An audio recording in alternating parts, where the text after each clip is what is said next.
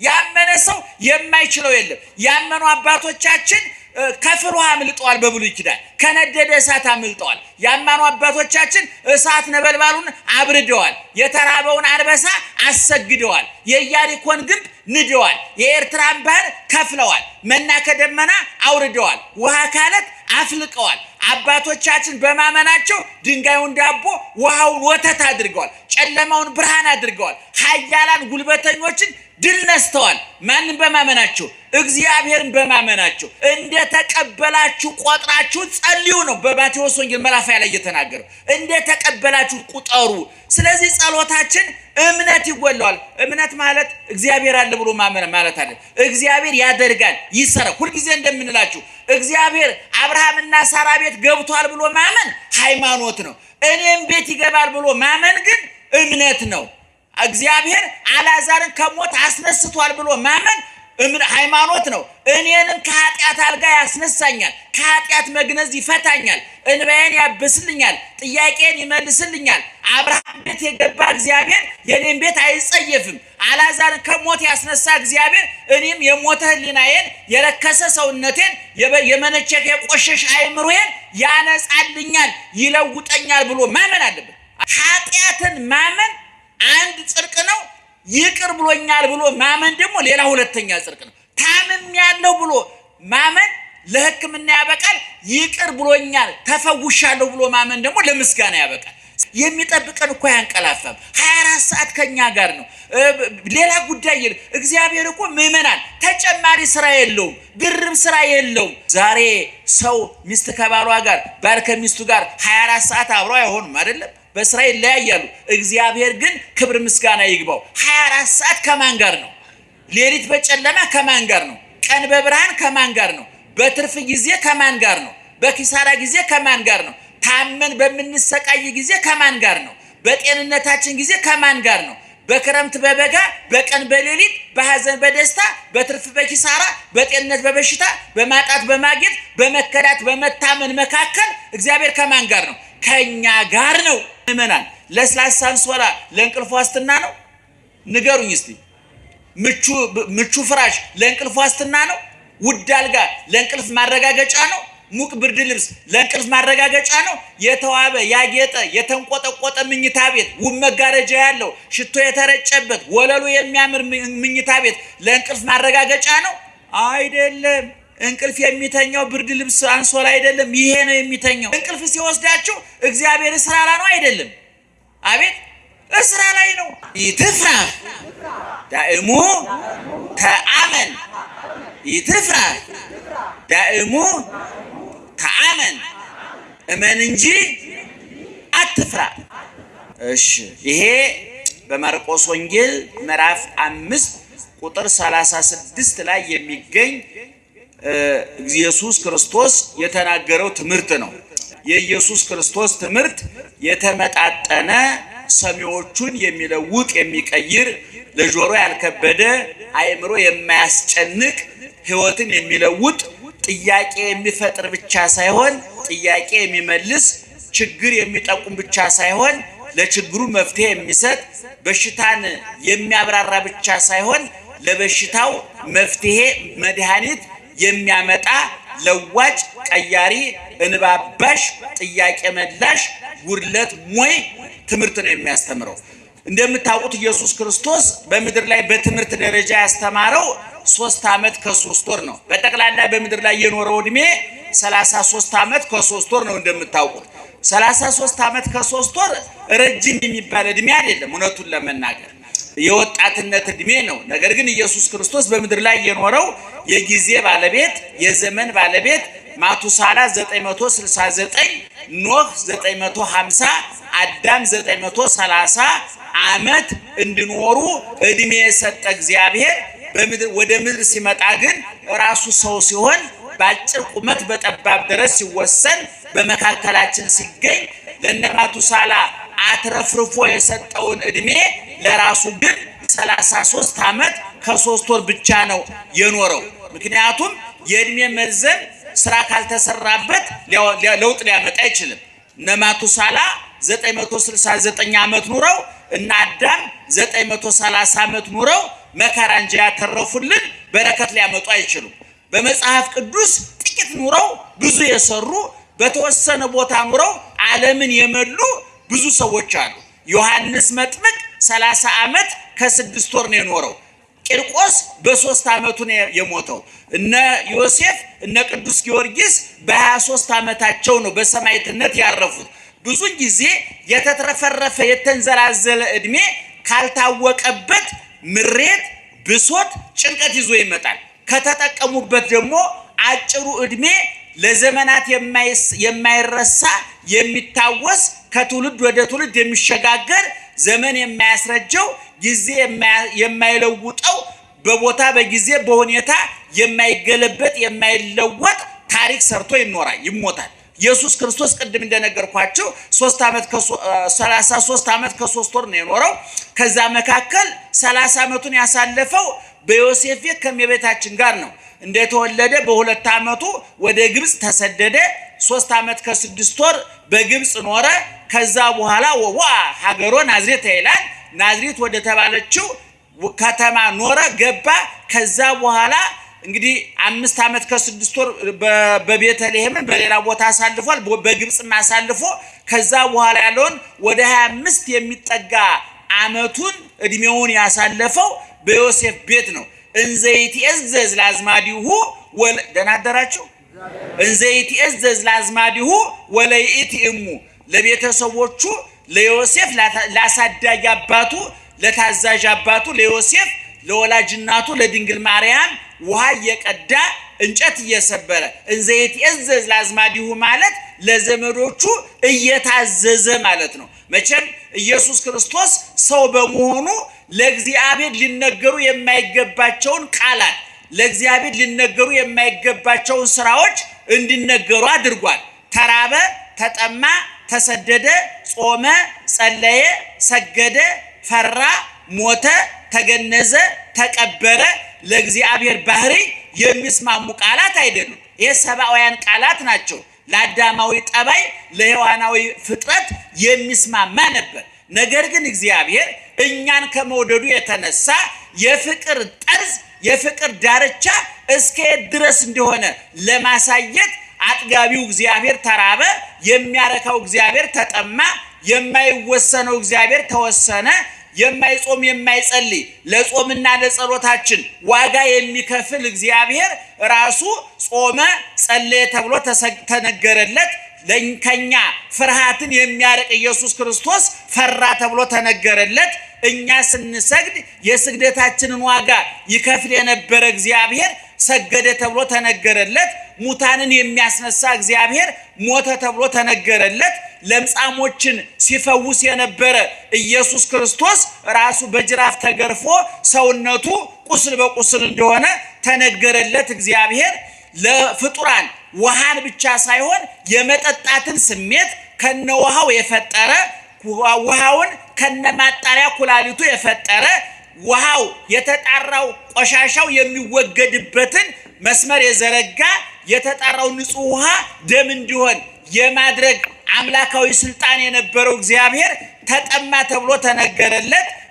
አልዓዛርን ከመግነዙ ፍቱት ብሎ ያዘዘ ኢየሱስ ክርስቶስ ራሱ ተገነዘ ብሎ ተነገረለት።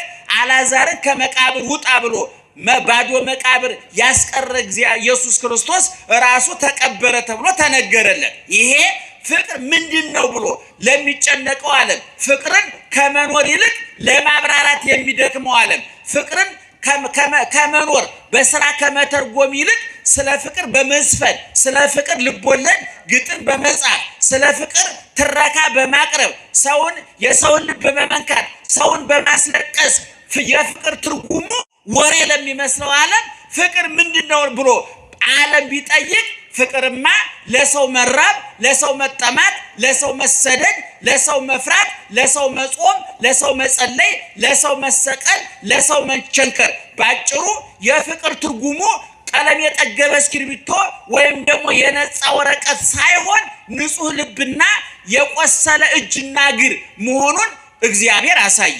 ኢየሱስ ክርስቶስ በቃልም በተግባርም አስተማሪ ስለሆነና 30 ዓመት በዛ ካሳለፈ በኋላ በዮሴፍ ቤት ቅድም እንደነገርኳችሁ እየታዘዘ እንጨት እየፈለጠ ውሃ እየቀዳ ይሄ አስደናቂ ነው።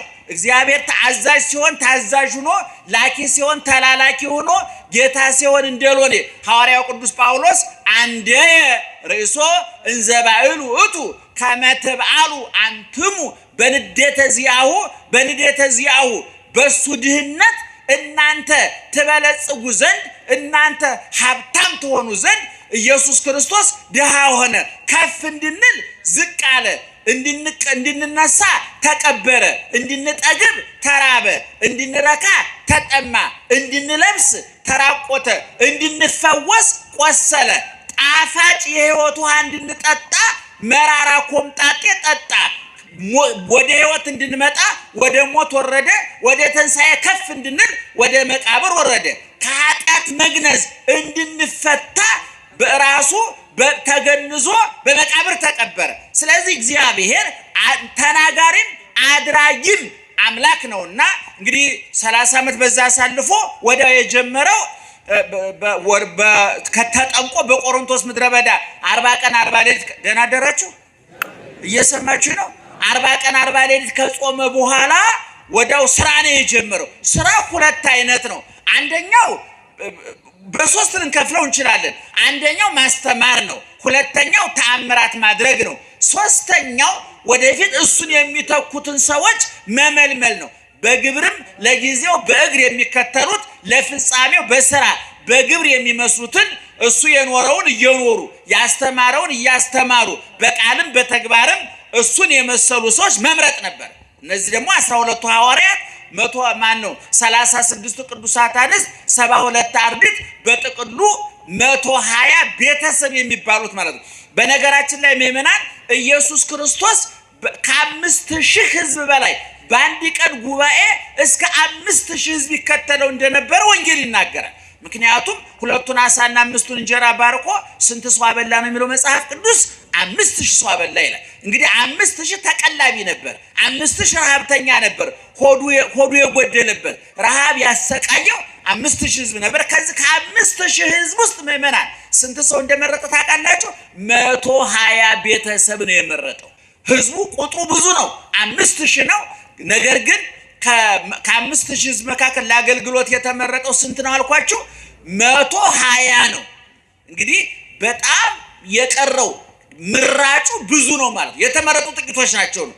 ግን እነዚህ ሰዎች በቁጥር ትንሽ ግን በስራ ብዙ ናቸው። ዓለምን የለወጡ ናቸው። ዓለምን የቀየሩ ናቸው። በነገራችን ላይ ሀገር የሚቀየረው ዓለም የሚቀየረው በህዝብ አይደለም። አንዳንድ ጊዜ ፖለቲከኞች የሰው አንጀት ለመብላት የለውጥ ኃይል ህዝቡ ነው። ህዝቡ ያውቃል። ህዝቡ እንዲህ ብሎ ይባላል። እኔ ይገርመኛል። ጥቂት ሰዎች እነሱና የኦሮሞ ህዝብ ይሄን አይፈልግም፣ የአማራ ህዝብ ይሄን አይፈልግም፣ የትግራይ ህዝብ ይሄን አይፈልግም። የትግራይ ህዝብ፣ የኦሮሞ ህዝብ፣ የአማራ ሞፈር ቀንበር ጋር እየታገለ እንኳን የእነሱን ዲስኩር ሊሰማና ሊያዳምጥ ራሱን የሚያዳምጥ ጊዜ የለው። ግን ይገርመኛል። ህዝቡ ይሄ እኮ ህዝቡ 40 ሚሊዮን ህዝብ በምን ታውቆ ነው ይሄን አይፈልግም ተብሎ የሚነገርለት?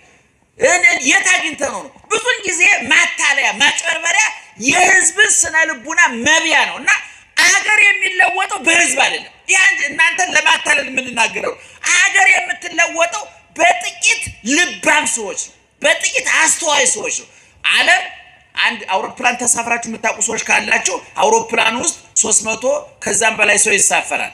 300 ሰው ለተሳፈረበት አውሮፕላን ያ ሁሉ ሻንጣ ለተጫነበት አውሮፕላን ሰማዩን እየቀዘፈ ለሚንሳፈፍ አውሮፕላን ፓይለቱ ስንት ነው?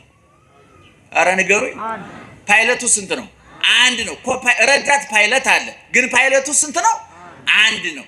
62 ሰው ለሚጭነው አውቶቡስ ሹፌሩ ስንት ነው?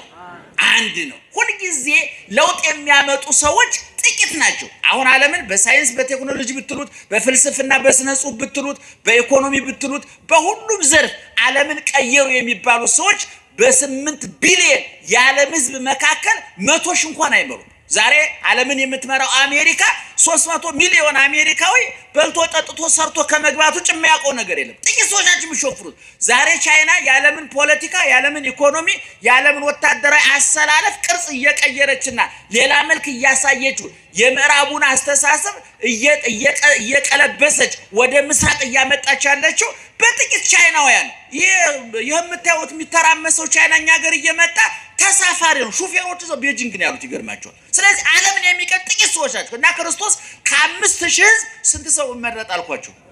ጮክ ብላችሁ ስንት ሰው ቀየረ? 100። የኢትዮጵያ ሕዝብ ስንት ነው?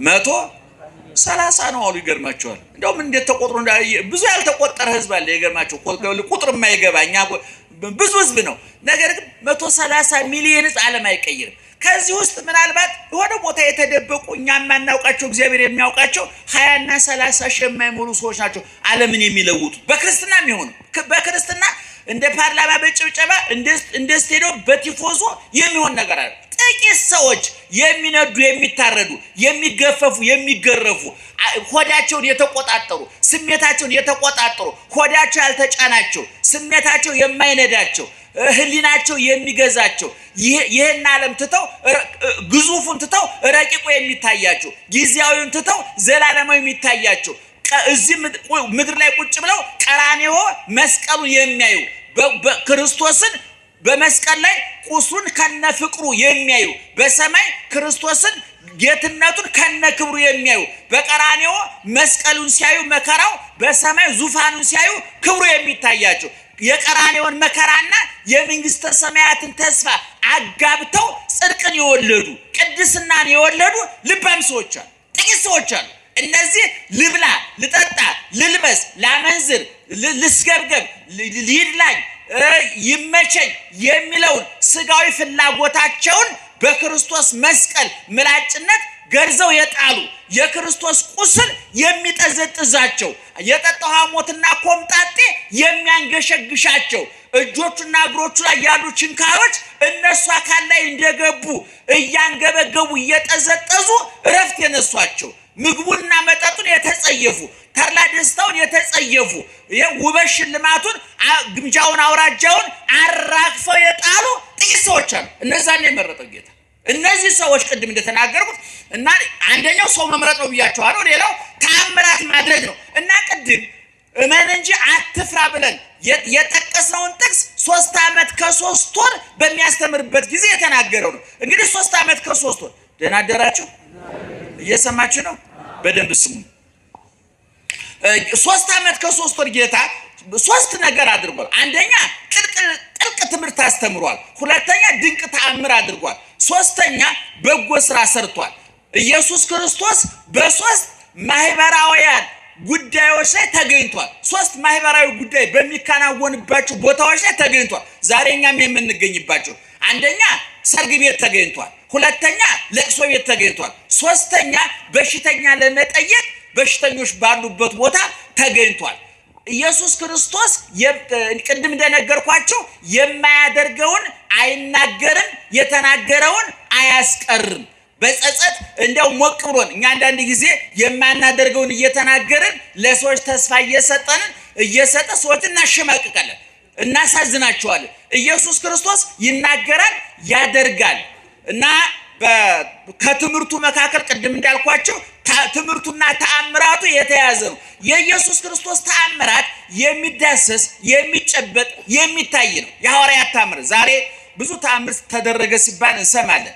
ብዙ በቤተ ክርስቲያንም ያሉ በሌሎችም ያሉ ተአምር ተደረገ ሲባል እንሰማለን። ነገር ግን የሚደረጉት ተአምራት ኢየሱስ ክርስቶስም ሆነ ሐዋርያት ካደረጓቸው ተአምራት ወጣ ያሉ ናቸው። የማይዳሰሱ፣ የማይጨበጡ፣ የማይታዩ፣ የማይለውጡ፣ የማይቀይሩ፣ ችግርን የማይፈቱ፣ በሽታን የማያስወግዱ፣ ለችግር መፍትሄ፣ ለበሽታ መድኃኒት፣ ለስብራት ጥግናት፣ ለጉድለት ሙላት የማይሆኑ ተአምራት እናያለን። እስኪ ዛሬ ኢየሱስ ክርስቶስ የፈረጠ ዓይን አብርቷል፣ የተቆረጠ እጅ ቀጥሏል፣ የሞተ ሬሳ የሸተተ የተበላሸ እህቱ እንኳን ኧረ ጌታዬ ሸቷል፣ ከርፍቷል፣ ተልቷል፣ መቃብሩ አይከፈት በሽታ ላይ እንወርቃለን ብላ እህቱ ተስፋ የቆረጠችበትን አልዓዛር እሱም ሙቶ ተስፋ ቆርጦ የሞተውን አልዓዛር ኢየሱስ ክርስቶስ ከሞት አስነስቷል።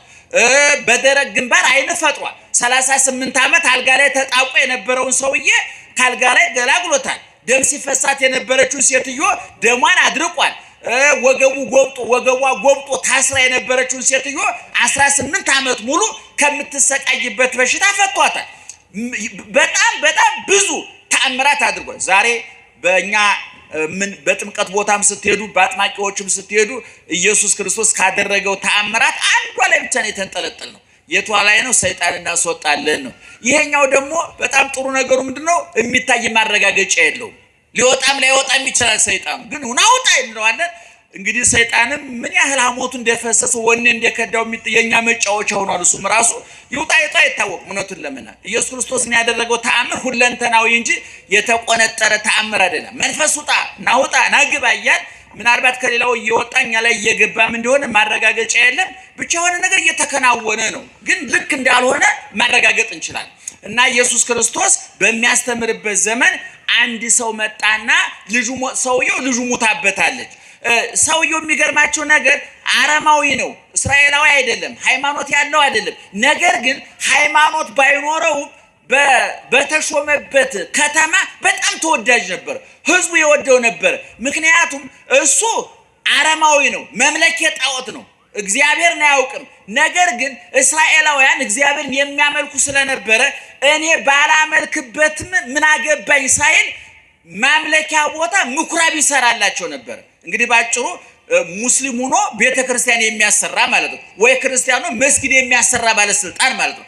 በነገራችን ላይ ምዕመናን አንድ ሰው ባለስልጣን ሲሆን፣ አንድ ሰው ሐኪም ሲሆን፣ አንድ ሰው ሹፌር ሲሆን፣ አንድ ሰው ነጋዴ ሲሆን ሃይማኖት አይኖረው። ምን ለማለት ነው የፈለኩት? አንተ ሱቅ ከፍተህ ሱቅህ ላይ እቃህን መሸጥህን እንጂ የሚሸጥህልን ሰው ሃይማኖቱን፣ ጠባዩን፣ ፖለቲካ አመለካከቱን፣ ኢኮኖሚ አቅሙን ማጣራት አለብህ።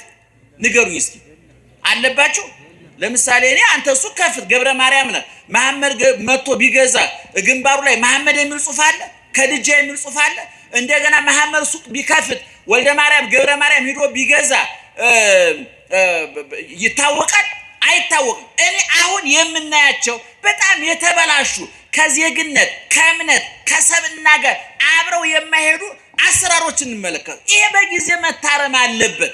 ሙስሊሙ ሱቅ ሲከፍት ለሙስሊሙ መርጦ የሚሸጥበት፣ ክርስቲያኑ ሱቅ ሲከፍት ለክርስቲያኑ መርጦ የሚሸጥበት እኔ ከዜግነትም ከእምነትም ከሰብናም ጋር የተጣላ ሰይጣናዊ ሐሳብ ዲያብሎሳዊ እቅድ መርዝ በህብረተሰባችሁ እየተዘራ ነው ብዬ አምናለሁ። እናንተም ታውቁታላችሁ። አሁን ይሄ መቶ አለቃው ክርስቶስ ልጁን ከሞት ያስነሳለት ሰውዬ በጣም ደግ ሰው ነው። እምነቱ ግን አረማዊ ነው፣ እስራኤላዊ አይደለም። ይገርማል። እነዚህ ሰዎች ግን ህዝቡ ልጁ ሞተችበት፣ ሰውየው ልጁ ስትሞትበት ሄደው ለጌታ እባክህ ጌታ ሆይ ልጁን አስነሳለት፣ ብዙ ስራ ሰርቶልናል፣ ማምለኪያ ቦታ ሰርቶልናል፣ ፍርድ አያጓድልም፣ ደሃ አይበድልም፣ እባክህ ድረስለት ብሎ ለመኑለት። ለማን ነው የለመኑለት? ንገሩኝ። አሁን እናንተ እውነቱን ለመናገር እንደው ቀበሌያችሁ ያለ የቀበሌው ሊቀመንበር ችግር ቢደርስበት እባክህ ጌታ ሆይ እንደው ችግሩን ፍታ ታመለክቱለታላችሁ? አታመለክቱ። አይደለም ለቀበሌው ሊቀመንበር ሚስት ለባሏ የምታመለክበት ጊዜ የለም አይደለም። እንደው ባልሻውን አምሽቶ ሲመጣ እየተንቀዠቀዠ ነው፣ አንዷ ጋር እየገለፈጠ ነው፣ እየገለበጠ እየጨለጠ ነው እንጂ የምንለው እኮ ኧረ ጌታዬ ግማሽ አካሌ ጠብቀህ አምጣልኝ እንላለን? አንልም። የተበላሸ አስተሳሰብ እና እነሱዎች ሄደው ለጌታ አመለከቱ። ሰውየውም በሌላ በኩል ደግሞ እሱም እነሱን ተከትሎ ሄዶ ጉዳዩን እንትን አለ። መሀል ላይ ግን ሰዎቹ ምን አሉ? ኢታጻመው ለሊቅ እንግዲህ ሰው ሴት ልጅቱ ሙታለች እሱ ባይደክም የሚል ደግሞ ሌላ አዳካሚ ሰው መጣ። ከበኋላ ጌታ ምን አለ? ይትፍራህ ዳይሙት አመን እመን እንጂ አትፍራ። አሁን እሱ ሰውየው የሰዎቹ ዓላማ ልጅቱ ከሞት እንድትነሳ እንድትፈወስ ታማለች ተብሎ ነው ሄደው። በሰዎቹ ሂሳብ በሰዎቹ እምነት ጌታ የታመመ ማዳን እንጂ የሞተ ማስነሳት የሚችል አልመሰላቸው። ጌታ ግን አይዞህ እመን እንጂ አትፍራ፣ መፍራት የለብህም እመነኝ ብሎ ያዕቆብን ዮሐንስን ጴጥሮስን ይዞ ሄዶ ብላቴናዋን አስነስቶ ለአባቱ አስረከበ። በአጭሩ ጊዜያችን ለመቆጠብ ያህል ልጅቱን ከሞት አስነሳት፣ ለአባቱ አስረከባት። ኢየሱስ ክርስቶስ አምላክነቱን ጌትነቱን ፍቅሩን ርኅራኄውን አሳየ ነው። ባጭሩ ምእመናን እዚሁ ጠቅለል አድርገን እንድናየው የምንፈልገው አትፍራ ነው የሚለው። በመጽሐፍ ቅዱስ ጌታም ሆነ መላእክት ወደ ሰው ሲላኩ የመጀመሪያ ስራቸው ሰውየውን ከፍርሃት መገላገል ነው። የዛ አይነት ምንባቦች ብዙ ቦታ እናገኛለን። ለምሳሌ መጀመሪያ የሰው ልጅ በገነት በሚኖርበት ጊዜ መቼ ነው መፍራት የጀመረው ሲባል ሕጉን ካፈረሰ፣ ትእዛዙን ከጣሰ፣ ታማኝነቱን ካጎደለ፣ አልጠግባይነቱ፣ ስግብግብነቱ፣ ያለኝ ይበቃኛል ባለማለቱ የፈጠረበትን ጫናና ጭንቀት መቋቋም ባለመቻሉ የፈራው ፍርሃት ነው። ፈርቶ አዳም የበለሱን ፍሬ ከበላ በኋላ ቁጥቋጦ ውስጥ ተወተፈ ነው የሚለው። እግዚአብሔር ግን መጥቶ አዳም የት ነው ያለኸው አለው። ምንድነው ያለው ታዲያ አዳም ሲመልስ ጌታዬ ፈርቼ በገነት እንጨቶች መካከል ተወትፌያለሁ አለው። እና የፈራው ለምንድን አዳም የፈራው ትእዛዝ አፍርሶ ነው። አዳም የፈራው ሕግ ጥሶ ነው። አዳም የፈራው አታድርግ የተባለውን በማድረጉ ነው። ከዛን ጊዜ ጀምሮ እንግዲህ የሰው ልጅ ፈሪ ሆኗል። በብዙ ቦታ ዳንኤልን መልአኩ መጥቶ አትፍራ ብሎታል። በሐዲስ ኪዳን በተለይ አትፍሩ፣ አትፍራ፣ አትፍሪ የሚሉ ብዙ ቃላት ናቸው። ለምሳሌ በሉቃስ ወንጌል ምዕራፍ 1 ቁጥር 13 ላይ ስትመለከቱ መልአኩ ቅዱስ ገብርኤል መጥቶ ዘካርያስን ይትፍራ ዘካርያስ ሆይ አትፍራ ብሎታል። እንደገና በቤተልሔም ጌታ ሲወለድ እረኞቹ የብርሃኑን ጎርፍ ሲያዩ መልአኩ መጥቶ ምንድነው ያላቸው? እናንተ አትፍሩ፣ ለእናንተና ለዓለም የሚሆን መድኃኒት ተወልዶላችኋል፣ አትፍሩ የምዝላል። እንደገና ጌታ ከመቃብር ከተነሳ በኋላ ወደ መቃብር የገሰገሱትን ሴቶች በዛ በጨለማ በሴትነት አቅማቸው በድቅድቅ ጨለማ ወደ መቃብር ለገሰገሱት ሴቶች መልአኩ ምንድነው ያላቸው? እናንተስ አትፍሩ፣ የተሰቀለውን ክርስቶስ እንደምትፈልጉ አውቃለሁኝና አትፍሩ አላቸው። እንደገና ቅዱስ ገብርኤል ወደ እመቤታችን መጥቶ ምንድነው ያላት? ይትፍሪ ማርያም ሆይ ምን አትበይ አትፍሪ ነው ያላት። ሰው ፍርሃት የተጠናወተው መቼ ነው? ፈጣሪውን ማመን ሲያቆም፣ በስራው እምነት ሲያጣ፣ በራሱ እምነት ሲያጣ። እንደው ዛሬ እኮ ምእመናን ጤናችን ያስፈራናል። አሁን ውስጣችን ምን በሽታ ይኖርብኝ ይሆን? ነገ ልጆቼ ምን ይበሉ ይሆን? ትዳሬ ይቀጥል ይሆን ወይ? የሀገሪቱ ሰላም፣ የሀገሪቱ ፖለቲካ፣ የሀገሪቱ ኢኮኖሚ፣ የራሳችን ጤንነት፣ የልጆቻችን ጤንነት ሰው እንዴት ዛሬ ሲውል እንዴት ነገ ያስፈራዋል ሰው። አሁን እኮ ሰው ነገን እየፈራ አሁን እዚህ ውስጥ ነገ የሚናፍቀው ሰው አለ? እስኪ ንገሩኝ። ነገ ይናፍቃችኋል? ብዙዎቻችን አይናፍቀንም። ምክንያቱም እንደውም ባለፈው አንብቤያለሁ አንድ ጋዜጣ ላይ የዛሬ 3-4 ዓመት ኑሮ እንዴት ነው ሲለው ከነገ ይሻላል አለ ይባላል። ደህና ዋላችሁ? ከመቼ ይሻላል? ከነገ ይሻላል። እንግዲህ ሰው ጤነኛ የሚባለው ዛሬ ላይ ቆሞ ወደ ኋላ ትናንትናን ሲገመግም በትዝታ ወደፊት ነገን ሲያልም በተስፋ ባለኝታ የዛሬውን ደግሞ በትጋት በንቃት ሲፈጽም ነው። ሰዎች ከትናንትናም ተፋተዋል፣ ከዛሬም ተጣልተዋል፣ ከነገም ተሰላችተዋል። ሰው አትፍራ የሚለው ጌታ እመን ነው በቃ። ምክንያቱም የጊዜ ባለቤት ማን ነው? የሁኔታ ባለቤት ማን ነው? ሐዘኑን በደስታ ጉድለቱን በሙላት መቃብሩን በትንሣኤ ሞትን በሕይወት ብርሃንን በጨለማ ጭንቀትን በመፍትሄ በሽታን በመድኃኒት እርቅን በሰላም ጥላቻን በፍቅር መተካት የሚችለው ማን ነው? እግዚአብሔር ይለውጣል አይለውጥም? ይቀይራል አይቀይርም? ይሄንን እንመን ነው። አያችሁ አሁን ይህ ሰውዬ ልጁ ሙታበታለች፣ ልጅ ትነሳለች ብሎ ማመን አልቻለም። ጌታ ምን አለው? አትፍራ እመን።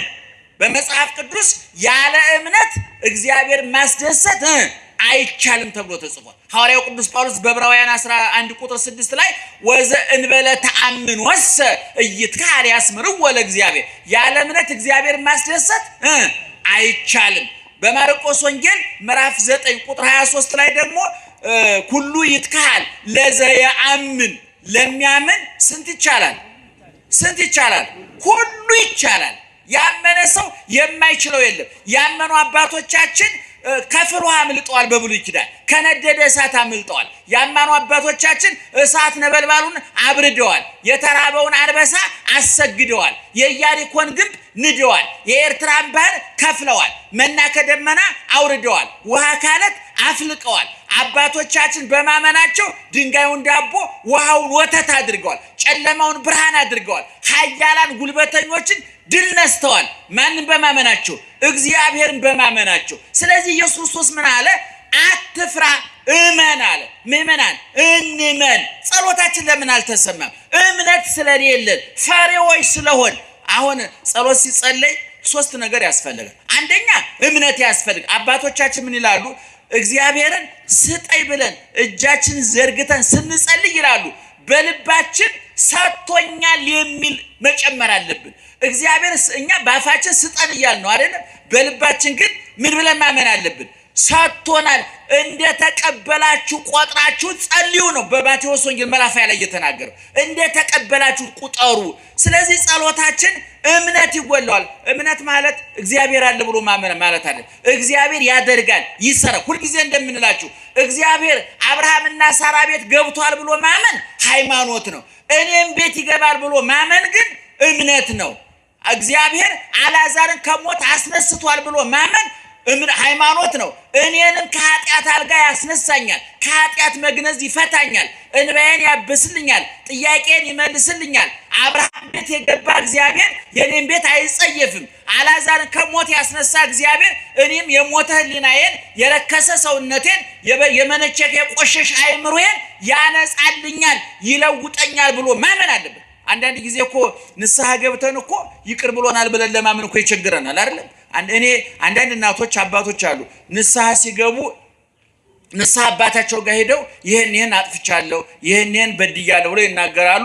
የንስሐ አባት አቅማቸውን አመጣጥኖ አቅማቸውን አይቶ የጤንነታቸውን የገንዘብ አቅማቸውን ብዙ የሚታዩ ጉዳዮች አሉ። ንስሐ ለመስጠት ዝም ብሎ ስለመጣ አይሰጥም እና የንስሐ አባት የሰውየውን አቅም ያይና ግደለህም አንተ ትንሽ ጾም፣ ትንሽ ጸሎት፣ ትንሽ ምጽዋት፣ ትንሽ ስግደት ይበቃል ሲባል እናንተ ምንድነው የምትሉት? አሁን አባ በእውነት ለኃጢአት የተመጣጣኝ ነው የሰጡኝ፣ ይህን ሁሉ ኃጢአት ሰርቼ 30 ብቻ ስገድ ይሉኛል። አሁን ለኃጢአት ገብተን ንስሐ ስንገባ ሂሳብ እያወራረድ ይመስላችኋል አንዳንድ ሰዎች። ይህን በደንብ ማወቅ አለባችሁ። ኃጢአት ሰርተን 30 ስንሰግድ በቃ የኃጢአታችን ዋጋ 30 ነው እያልን አይደለም። ይቅር ባይ ማን ነው? ንገሩኝ። ይቅር ባይ ማን ነው? ይቅር የሚለን ስለ ጾምን ነው? ስለ ጸለይን ነው? ስለ መጸወትን ነው? ስለ ሰገድን ነው? አይደለም። እሱ ስለሚወደን ይቅር ማለት ይቅር ይለናል። ነገር ግን እኛ አቅማችንን ማድረግ አለብን። ትንሽ ስንመጸውት፣ ትንሽ ስንጾም፣ ትንሽ ስንጸልይ፣ ትንሽ ስንሰግድ እግዚአብሔር ከዛ እሱ ካደረገልን ነገር የተሳታፊነት ስሜት እንዲሰማን እኔም ይሄን አድርጌያለሁ የሚል የባዶነት የቃነት ስሜት እንዳይሰማን በነገሩ ምንም ድርሻ እንደሌለን እንዳይሰማን ትንሽ እንድናር ተፈጽሞ እና እንደገና ደግሞ ሌላው ችግር ምንድነው? ንስሐ ገብተን ካህኑ ቀኖና ሰጥቶን ጾመን ጸልየን ሰግደን መጾተን ወደ ካህኑ መተን እግዚአብሔር ይፍታ ካለ በኋላ ኃጢአታችን ተደምስሷል አልተደመሰሰም? ምን ያህል ፐርሰንቱ ንገሩኝ? ትርፍራፊ ያለው ቁርስራሽ ያለው የእግዚአብሔር ይቅርታ ትራፊ ያለው የለውም። ነገር ግን እኛ ሂሳብ የምንሰራው በራሳችን። አሁን ሰዎች ተጣልተው ስታስታርቋቸው ሲታረቁ እንደሚያረው ጭቅጨቃ ይበዛባቸውና እንደው ሽማግሌ ሲደራረብባቸው ይሉንታ ይይዛቸውና ወይም ደግሞ የተጣሉት ሰው ትንሽዬ እንደው እንደ ካሳ ነገር የሚሰጣቸው ከሆነ ግደለም ካሳው አለ ብላ ሽማግሌዎችን ማሳፈር ይቅር ልበለው ይሉና ያ ይቅር ያላችሁ የታረቃችሁ ሰውዬ አጣብቂኝ ሆኖ እሱ እጅ ላይ ብትወርቁ አይለቃችሁ። ያን ጊዜ እኮ የታረኩ ወደ ኋላ ተመልሶ በርቅ የተዘጋውን ፋይል አገላብጦ ይበቀላችኋል። እግዚአብሔር እንደዛ አይደለም። እግዚአብሔር እናንተ መበቀል ከፈለገ ቸግሮት ነው። ምን ችግር አለበት? እግዚአብሔር የምትጠጣውን ውሃ ቦምብ አድርጎ ያፈነዳውም እንደ እግዚአብሔር የምትበላው እንጀራ ቦምቡን አይፈነዳም እንዴ? ጎን የምትተኛው ሚስት ቦምቡን አትፈነዳም እንዴ? እግዚአብሔር አንተን ለመጣላት ከፈለገ የምንጠጣው ውሃ፣ የምንሞቀው እሳት፣ የምንረግጠው መሬት ለእግዚአብሔር የቅጣት ጅራፍ አይደለም እንዴ? ታጋሹ ነው እንጂ እግዚአብሔር የፈርዖን መንግስት የገለበጠው በዝምብና በቅማል አይደል እንዴ? በትላትል አይደል እንዴ? መሳሪያ sonጭፏል እንዴ? ቦምባ ፈንድቷል፣ ሚሳኤል ተኩሷል እንዴ? እግዚአብሔር ስጣላ ብትራይ ቆርጥን ያደርጋል እንጂ ነገር እንዳይጥም ይላሉ አባቱ። ስለዚህ ይቅርታ ንስሐ ገብታችሁ ስትመለሱ አትፍሩ። ይቅር ብሎኛል ብላችሁ አዲስ ህይወት ውስጥ ግቡ። ወደ ኋላ ተመልሳችሁ የተፋችሁትን አትላሱ። የተራገፈውን ፋይል የተራገፈውን ቆሻሻ መልሳችሁ አትውሰዱ። የተዘጋውን ፋይል መልሳችሁ አታገላብጡ። ይቅር ብያችኋለሁ። ከዛሬ ጀምሮ ረክሳችሁ ነበር፣ ተቀድሳችኋል። ተቆናችሁ ነበር፣ ጸድቃችኋል። ቆሽሻችሁ ነበር፣ ታጥባችኋል። ንጹሃን ቅዱሳን ናችሁ ሲል እግዚአብሔር እሺ ጌታዬ ብሎ ማመስገን እንጂ እንዴ አሁን በእውነት እንደኔ አንዱ ሁሉ ኃጢአት ሰርቼ ይቅር ብሎኝ ይሆን? አይመስለኝም የሚል ሰው የለም አይባል። በጣም ጸያፍ ነው። በነገራችን ላይ ኃጢአትን ማመን አንድ ጽድቅ ነው። ይቅር ብሎኛል ብሎ ማመን ደግሞ ሌላ ሁለተኛ ጽድቅ ነው። ታምም ያለው ብሎ ማመን ለሕክምና ያበቃል። ይቅር ብሎኛል ተፈውሻለሁ ብሎ ማመን ደግሞ ለምስጋና ያበቃል። ስለዚህ ሰዎች የሚፈሩት አንደኛ እግዚአብሔር ይቅር አላለኝም ብለው በመጠራጠር፣ ሁለተኛ የእግዚአብሔርን ጥበቃ በመጠራጠር። የሚጠብቀ ያንቀላፋም ነው የተባለው አይደል? ምእመናን የሚጠብቀን እኮ ያንቀላፋም 24 ሰዓት ከኛ ጋር ነው። ሌላ ጉዳይ የለም። እግዚአብሔር እኮ ምእመናን ተጨማሪ ስራ የለውም፣ ድርብ ስራ የለውም። እኛ አሁን እዚህ መጥቻ ያስተማርኩት እኔ በትርፍ ጊዜ ነው። ሌላ ብዙ ስራ ነው፣ የተወጣጠረ ስራ ያለብኝ። እግዚአብሔር ግን በትርፍ ሰዓት አይደለም እናንተ ቤት የሚመጣው፣ በአጋጣሚ አይደለም እናንተ ጋር የሚመጣው። እስኪ እግር መንገድን እንንትና ልባርካቸው እንንትና ልጠብቃቸው ብሎ አይደለም የዘወትር ስራው እናንተን መጠበቅ ነው። የዘወትር ስራው እናንተን ማጽናናት ነው። የዘወትር ስራው የእናንተን ሱቅ፣ የእናንተን ትዳር፣ የእናንተን ህይወት፣ የእናንተን እንቅስቃሴ መጠበቅ ነው። መዓልተ ምስሌነ ወሌሊተ ማእከሌነ። ዘወትር በምንጸልየው ጸሎት እኮ እግዚአብሔር ምን እንለዋለን? ሌሊት ከኛ ጋር ነህ፣ ቀንን በመካከላችን ነህ እንለዋለን። እንዴ ዛሬ ሰው ሚስት ከባሏ ጋር፣ ባል ከሚስቱ ጋር 24 ሰዓት አብረው አይሆኑም አይደለም? በስራ ይለያያሉ። እግዚአብሔር ግን ክብር ምስጋና ይግባው 24 ሰዓት ከማን ጋር ነው? ሌሊት በጨለማ ከማን ጋር ነው? ቀን በብርሃን ከማን ጋር ነው? በትርፍ ጊዜ ከማን ጋር ነው? በኪሳራ ጊዜ ከማን ጋር ነው? ታመን በምንሰቃይ ጊዜ ከማን ጋር ነው? በጤንነታችን ጊዜ ከማን ጋር ነው? በክረምት በበጋ፣ በቀን በሌሊት፣ በሐዘን በደስታ፣ በትርፍ በኪሳራ፣ በጤንነት በበሽታ፣ በማጣት በማግኘት፣ በመከዳት በመታመን መካከል እግዚአብሔር ከማን ጋር ነው? ከኛ ጋር ነው። ይክበር ይመስገን እግዚአብሔር። ስለዚህ ማፈር ጮክ ድገሙት። ስለዚህ አትፍሩ፣ አንፍራ። ማን ከኛ ጋር ስለሆነ? አቤት ማን ከኛ ጋር ስለሆነ? እግዚአብሔር ከኛ ጋር ስለሆነ መከራው ስለሚያልፍ፣ ችግሩ ስለሚያልፍ፣ እንደገና ችግሩን ካላለፈ ዓለም ራሱ ያልፋል። ይክበር ይመስገን እግዚአብሔር። መንግስት ትምጣ። የማን መንግስት? የእግዚአብሔር መንግስት። ከዚህ ዓለም ነፃ የምንወጣበት፣ ጨለማው የሚገፈፍበት፣ ሞት የሚሻርበት፣ መቃብር ባዶውን የሚቀርበት፣ ችግራችን የሚፈታበት፣ ቀንበራችን የሚሰበርበት፣ ሰንሰለታችን የሚቆረጥበት ዘመን ይመጣል። ማን ከኛ ጋር ስለሆነ? እግዚአብሔር ከኛ ጋር ስለሆነ። ስለዚህ ኢየሱስ ክርስቶስ ምን አለ? እመን እንጂ አትፍራ። ጤንነታችሁ አያስፈራችሁ፣ ትዳራችሁ አያስፈራችሁ፣ ንግዳችሁ አያስፈራችሁ። አንዳንድ ጊዜ ሱቅ ገብታችሁ የንግዱን መቀዛቀዝ አይታችሁ፣ የእቃውን አለመሸጥ አይታችሁ ልጆችን ምን ላበላቸው ይሆን? ምን ላለብሳቸው ይሆን? ነገ ምን ይፈጠር ይሆን? ዛሬ ምን ይደረግ ይሆን ብለ ተጨንቃችሁ አልነበረም? አይገባም። ማን ከኛ ጋር ስለሆነ? እግዚአብሔር በነደደ እሳት ውስጥ ሆነው አባቶቻችን አልፈሩም። ለአንበሳ ተጥለው አልፈሩም። በድቅድቅ መከራ ውስጥ ነው አልፈሩም። ማን ከነሱ ጋር ስለነበረ? እግዚአብሔር ከነሱ ጋር ስለነበረ ኢየሱስ ክርስቶስ አመን እንጂ አትፍራ ነው። ወደ ቤቱ ገሰገሰ። ያ ቤት እኮ ንፍሮ ሊበላበት፣ ድንኳን ሊተከልበት፣ እንባ ሊፈስበት፣ ጩኸት ሊሰማበት፣ እግዚአብሔር ያጽናችሁ ከዳግም መከራ ይሰውራችሁ ሊባሉ ነበር ወላጆች። እናትና አባት ልብ አድርጉ። እናት አባት ሙቶ ማልቀስ ወግ ነው። ልጅ ሙቶ ማልቀስ ግን መከራ ነው አይደለም? አባትና እናት እግዚአብሔር ያጽናችሁ ሊባሉ፣ ንፍሮ ሊበላበት ቤቱ፣ ድንኳን ሊተከልበት ቤቱ፣ እንባ ሊፈስበት ቤቱ፣ ሐዘንተኛ ሊንጋጋበት ሊጎደጎድበት ነበር ቤቱ። ኢየሱስ ክርስቶስ መጣና የሞተችውን አስነስቶ ንፍሮውን በምስጋና ድንኳኑን በእልልታ ሞላው። እግዚአብሔር ቀየረው፣ እግዚአብሔር ለወጠው። እግዚአብሔር አትፍሩ ማለት ይሄ ነው። አሁን ለቅሶው ወደ ሳቅ፣ ሐዘኑ ወደ ደስታ፣ ሞቱ ወደ ሕይወት፣ መቃብሩ ወደ መዝናኛ ቦታ ተለወጠ። ማን ስለመጣ?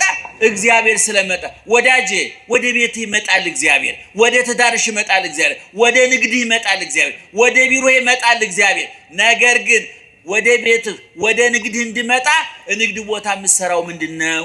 ወደ ቢሮ እንዲመጣ ቢሮ የምትሰራው ምንድነው? ወደ ትዳርሽ እንዲመጣ ትዳር ውስጥ የምትሰራው ምንድነው?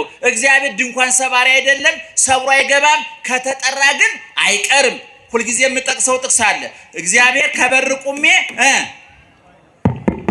ከበር ቁሜ አንኳኳለሁ ሰብሬ እገባለሁ ይላል አለ። ምን አለ? ማንም ድምፄን ሰምቶ የሚከፍትልኝ ቢኖር እገባለሁ። ኧረ እገባለሁ ብቻ አይደለም፣ ከሱ ጋር ምን አደርጋለሁ? ምሳ ቁርስ ምን እበላለሁ? እራት የሚበላው መቼ ነው? ማታ ምሽት ነው። እድሜ ሲመሽብን፣ በንግድ ላይ ሲመሽብን፣ በትዳራችን ሲመሽብን፣ በኢኮኖሚ በፖለቲካው ሲመሽብን፣ በየተሰማራንበት መንገድ የጨለመ ሲመስለን፣ ድንግዝግዝ ሲውጠን፣ መያዣ መጨበጫው ሲጠፋን፣ መውጫ መግቢያው ሲጠፋን፣ ዘመድ ጤና ገንዘብ ሲከዳን፣ የያዝነው እያመለጠ የሰበሰብነው እየተበተነ ሲያስቸግረን እግዚአብሔር በር ያንኳኳል። ነቃ ብሎ መክፈት የኛ ስራ ነው። እግዚአብሔር ይገባል አይገባም? ይገባል። ገብቶ ከኛ ጋር ምን ያደርጋል? እራት ይበላል። እራቱ ምን አይነት ነው? ቆሎም፣ ቂጣም፣ ክትፎም፣ ቁርጥም ሊሆን ይችላል። እግዚአብሔር ካንተ ጋር እራት እበላለሁ ማለት ምን እንደሆነ ታውቃላችሁ? እራትህን እባርክልሃለሁ፣ እንቅልፍህን እባርክልሃለሁ፣ ለጥ ብለህ እንድተኛ አደርግሃለሁ። ምክንያቱም ምእመናን ለስላሳ አንሶላ ለእንቅልፍ ዋስትና ነው? ንገሩኝ እስቲ። ምቹ ፍራሽ ለእንቅልፍ ዋስትና ነው? ውድ አልጋ ለእንቅልፍ ማረጋገጫ ነው? ሙቅ ብርድ ልብስ ለእንቅልፍ ማረጋገጫ ነው? የተዋበ ያጌጠ የተንቆጠቆጠ ምኝታ ቤት፣ ውብ መጋረጃ ያለው ሽቶ የተረጨበት ወለሉ የሚያምር ምኝታ ቤት ለእንቅልፍ ማረጋገጫ ነው? አይደለም። እንቅልፍ የሚተኛው ብርድ ልብስ አንሶላ አይደለም፣ ይሄ ነው የሚተኛው። ይታያችኋል? እንቅልፍ የሚተኛው ማን ነው? ይሄ ነው። ከዚህ በታች ያለውማ መጋዘን ነው። ተውት። ሆድ እኮ መጋዘን ነው። የበላችሁት ማታ ለምሳሌ ራስ ስትበሉ በምን ይገባል? ባፋችሁ ይገባል አይደል? የት ነው የሚከማቸው? አሁን ማታ ግጥም አጋችሁ በልታችሁ እያቃሰታችሁ ተኝታችሁ እናንተ በልታችሁ መጋዘኑን ቆልፋችኋል። መጋዘኑ እኮ ሌሊት ስራ ላይ ነው አይደል? ማታ 3 ሰዓት ተኝታችሁ 8 ሰዓት ስትነቁ ያ ሞልቶ የነበረ ኮድ ምን ሆኖ ታገኙታላችሁ? ፋብሪካው ስራ ላይ ነበር፣ እናንተ ተኝታችሁ። ወፍጮ ቤቱ ተከፍቶ ጨጓራ እየፈጨ ነበር። ደም ህዋሳት ስራ ላይ ነበር። እንዴት አይነት ድንቅ አምላክ መሰላችሁ የምናመልከው! እኛ ተኝተን የኛን ስራ የሚሰራ አይገርማችሁም? እኛ ተኝተን እኛ እኮ በልተናል አይደለም? ቁርጡን በልታችሁ ክትፎውን ጥብሱን ሁሉ አከማሽታችሁ አግበስብሳችሁ አስገብታችሁ እየጨነቃችሁ ትንሽ እንቅልፍ እንዲወስዳችሁ ብቻ እኮ ነው የሚያስፈልገው። እንቅልፍ ሲወስዳችሁ እግዚአብሔር ስራ ላይ ነው አይደለም? አቤት ስራ ላይ ነው። ያን ይፈጨዋል፣ ያስተካክለዋል። ስለዚህ አንፍራ፣ አንጨነቅ። ማን ከኛ ጋር ስለሆነ ርዕሱን አንድ ጊዜ በሉትና እንጨርስ። ርዕሱን የትምህርቱ ርዕስ ምን ነበር? ድገሙት። የማርቆስ ወንጌል ምዕራፍ 5 ቁጥር 36 ላይ ነው ያለው። ሙሉ ሐሳቡ ከቁጥር 21 ጀምሮ ነው ያለው። እቤታችሁ ገብታችሁ አንብቡ። ሁልጊዜ እናገራለሁ። ማታ እንደው እንቅልፍም ቢያለኝ ስገላበጥ አደርኩኝ። የእንቅልፍ ኪኒን ልውጥ ነው፣ ሳይካትሪስት ጋር ልሄድ ነው። ሳይካትሪስቱ ራሱ አንተን አማክሮ ራሱ ቁጭ ብሎ ሲጋጭ ነው የሚያደርገው። ይገርማችኋል። እሱም ችግር ላይ ነው። አንዳንድ ጠንቋይ ቤት እናንተ ጠንቋይ ቤት እኮ ሰዎች ሲሄዱ ጠንቋዩ እናንተን አስተናግዶ እሱ ራሱ ሻድ ያለ ጠንቋይ ፍለጋ ሄደ። ሊገርማችኋል። ያለም ጠባይ ይሆኑ እናንተን ያከማችሁ ዶክተር እኮ በሌላ ቀን ደግሞ ሻድ ያለ ዶክተር ፈልጎ ኧረ ዶክተር እዚህ ጋር ሞኛል። ዶክተሩ ራሱ እኮ ነው ለዶክተሩ ዶክተር ያስፈልገዋል፣ ለጠንቋዩ ጠንቋይ አለበት። አያችሁ። ለኛ ግን በእግዚአብሔር ግን እግዚአብሔር አለበት። የመጨረሻ ውሳኔ ሰጭ ማን ነው? እግዚአብሔር ነው። ስለዚህ መፍራት መጨነቅ አይገባም። ህይወትን የሚመራ ማን ነው? እግዚአብሔር ነው። ተረጋግታችሁ ኑሩ። ግን እግዚአብሔር ወደ እናንተ እንዲመጣ በራችሁን ክፈቱ፣ ሱቃችሁን ክፈቱ፣ ቢሮአችሁን ክፈቱ። ቢሮ ያላችሁ ሰዎች ባለ ጉዳይ አታንገላቱ። ዶክተሮቹ በሽተኛ አታንገላቱ። ነጋዴዎቹ ሸማች አታንገላቱ። ፖሊሶቹ ሌባ አታንገላቱ። ባለትዳሮቹ ወንዶቹ ሚስቶቻቸውን ውደዷቸው፣ ሚስቶች ባሎቻቸውን ውደዷቸው። እንደዚህ ሲሆን ወደ ቤታችሁ ማን ይመጣል? እግዚአብሔር ይመጣል። አብርሃምና ሳራ ቤት የገባው እኮ እግዚአብሔር አብርሃምና ሳራ ጌታዬ እመቤቴ ሲባሉ ባልኩ ነው። አፈር ቢገደል ግቢ ብላት እሺ እግዚአብሔር ሚስቱ ይቀራል። ምን ይሰራል? እዚህ የሚጨቃጨቁ ባልና ሚስቶች ቤት እግዚአብሔር ይመጣል? አይመጣም። ደም ሰይጣን ከበር ቆሞ ይባላል። ባልና ሚስት ተጣልተው አንዱ ሰይጣን እንግባለው አሉ። ቆይ ግድ የለም ምን ቸገረ እነሱ ይጠሩን የለም ያለው። በኋላ ሰውየው አንቺ ሰይጣንን አታምጪ አሁን እንግባ እንግዲህ ወደ ስራ እንግባ አለ። ተጨቃጫቂ ትዳር ውስጥ እግዚአብሔር አይመጣም። የምትነታረኩ ባልና ሚስቶች ራሳችሁን ብቻ ሰው ፈጣሪ ታጡታላችሁ። ደህና ዋሉ።